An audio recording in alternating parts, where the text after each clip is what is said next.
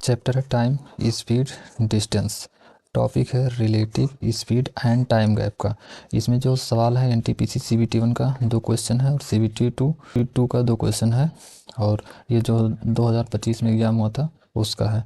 तो इसमें है पहला क्वेश्चन, जैसे एक टैक्सी जो है वो एक टैक्सी बस स्टैंड से 2 कैब, मतलब एक टैक्सी स्टैंड से 2 कैब 12 मिनट के अंतराल पर 57 किलोमीटर प्रति घंटा की चाल से चलना शुरू करती हैं। दोनों कैब एक ही दिशा में चलती हैं। एक व्यक्ति टैक्सी स्टैंड की विपरीत दिशा से आ रहा है जो 10 मिनट के अंतराल पर दोनों कैब से मिलता है। व्यक्ति की चाल याद करें। 57 का फैक्टर है और 3 गुणा 19 होता है, जो 10 का है ये 2 गुणा 5 होता है।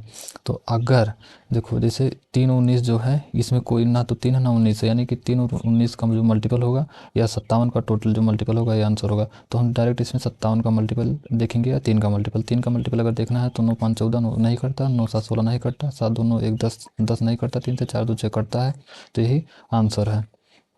और हम डायरेक्ट भी देख सकते थे कि 57 दूना होता है 114, तो जहाँ 114 है वही आंसर होगा।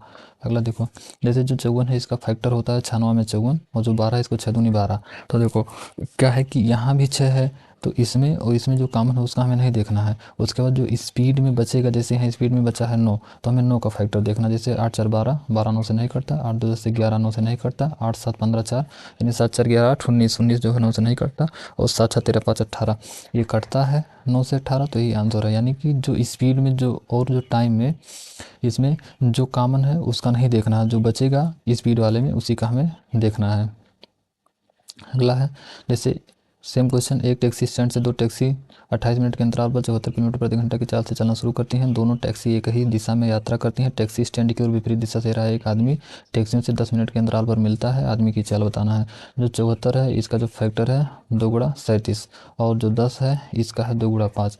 तो दोनों में 2 2 कॉमन है। जैसे देखो यहाँ भी 2 है, यहाँ भी 2, सबके पास यहाँ ऑप्शन में दशमलव लग गया है। जब दशमलव लग गया है तो इसका मतलब ये जो 10 है ये पूरा ख़त्म हो गया है, यानी कि 10 को हमें नहीं काटना है। तो जो 10 जब हम 10 को नहीं काटेंगे तो हमारे पास जो यहाँ पर है भाई, जो ये 2 है इस 2 का मल्टीपल होगा। तो यहाँ जब 2 से डिविजिबिलिटी वही संख्या डिविजिबल होता है जिसका यूनिट डिजिट इवन होता है। तो ये नहीं है और ये भी नहीं है, या तो ये होगा या तो ये होगा।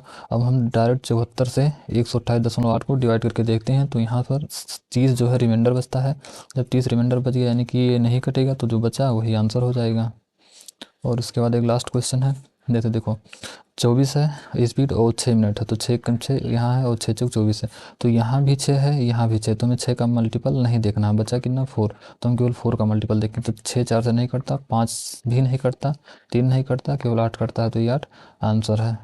और इसका जो बेसिक है कॉन्सेप्ट यहाँ पर लिखा है कि जैसे दूरी बराबर जो होता है ये होता है चाल गुणे समय। तो इस दूरी के लिए भाई हम यहाँ जो चाल और गुणे समय अलग से नहीं लिखेंगे। तो जो यहाँ पर चाल आता है वो टैक्सी या बस का जो चाल दिया गया है वो होगा, और ये समय जो होगा कौन सा समय, जिस समय अंतराल पर टैक्सी निकल रहा है वो समय लेना है। और जो चाल है इसमें रिलेटिव स्पीड लेना है। क्या लेना है, रिलेटिव स्पीड, जिसमें आदमी और टैक्सी दोनों का चाल जुड़ जाएगा, क्योंकि दोनों टैक्सी जो है जिस डायरेक्शन में चल रही है उसकी अपोजिट डायरेक्शन से आदमी आ रहा है। ये जो समय है इस समय के लिए आदमी दोनों टैक्सी या बस से जिस समय अंतराल पर मिलता है वो समय है, यानी कि हमें वो समय लेना है। तो ये है सब बेसिक कॉन्सेप्ट। अगर जो जो जहाँ लिखा है आप उसका मान वहाँ पर रखेंगे तो आपको कैलकुलेट करेंगे तो आपको सेम आंसर मिलेगा।